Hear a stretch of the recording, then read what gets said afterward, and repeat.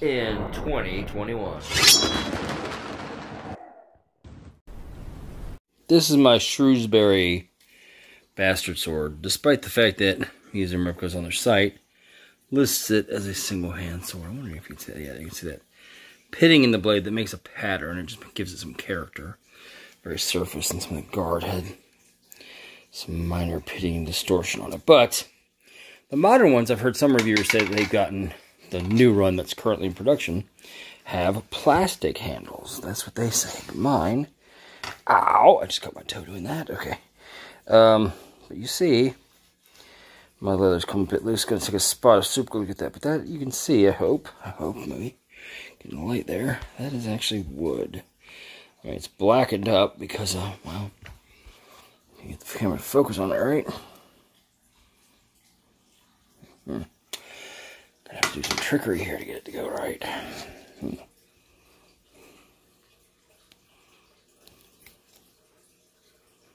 Focus, focus, focus.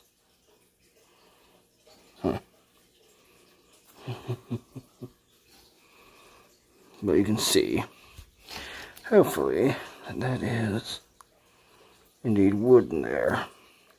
It's black because of the handle, but certainly if I peel back the leather, you'll see, yes, wood. So the current ones may not be the same. Mine also has this countersunk washer. You can see it's not actually a peen. See the tang and then the raw washer around it. I don't know why it was done that way, but it was. All the ones from this run back in the 90s had them exposed like they do on the current ones, but mine doesn't for some reason. I don't know why. Anyway, I just thought I'd show that is different. This has come loose again.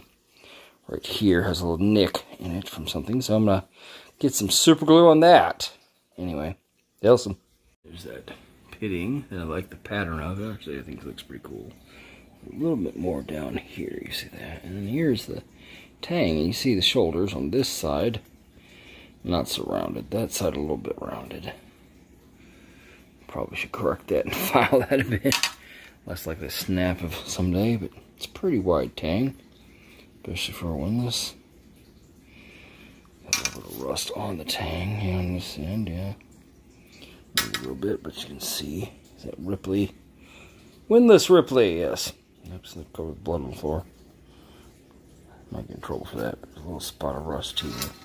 Stuck. I want to clean that, but just wanted to show it why I had it apart, since it does technically still have a screw tang, and it shows in there.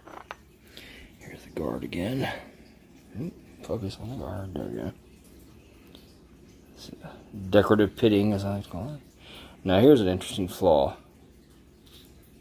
You see it? Yes, that cross sits much further out than this one, but you know, medieval swords did have their faults, so that kind of makes it sort of authentic looking. And here I have the groove where the blade sits in, so actually it's less likely to twist. And windlass sometimes, this one's not as obvious, but you can kind of see the middle where it flares a bit in the middle there, kind of rounded.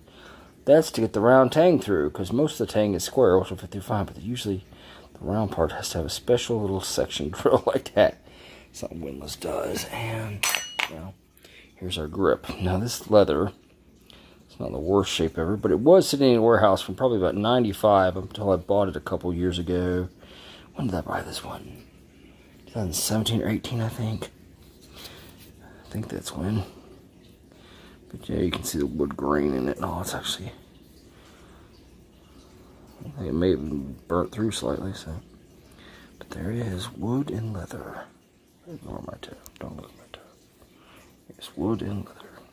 Oh, I'm going to put that sucker back together now.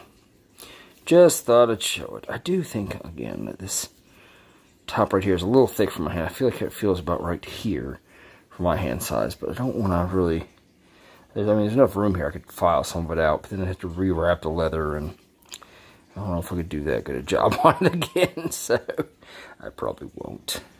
Elson. I forgot to show the pommel, which also has some discoloration due to slight pitting, but I like it. Gives it age and character. It's hefty and has a hole in the middle. But like I said, you see clearly there's where the washer actually sits in there. I'm just going to balance this to put this back in. Probably not, so let me do it this way. Stay. Do not end. Stay rightly. Maybe.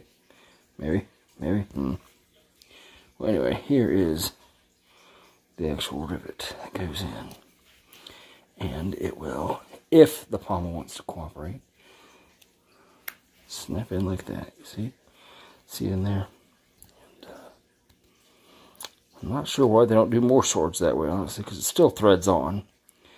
But I don't think the ones that thread on that have that exposed have them countersunk at all like that. So who knows why mine is unique, but I like it. And the way I use the sword, I actually like not having a rivet there because it gets in the way of my hand movement. But this does not. Now, Hilson.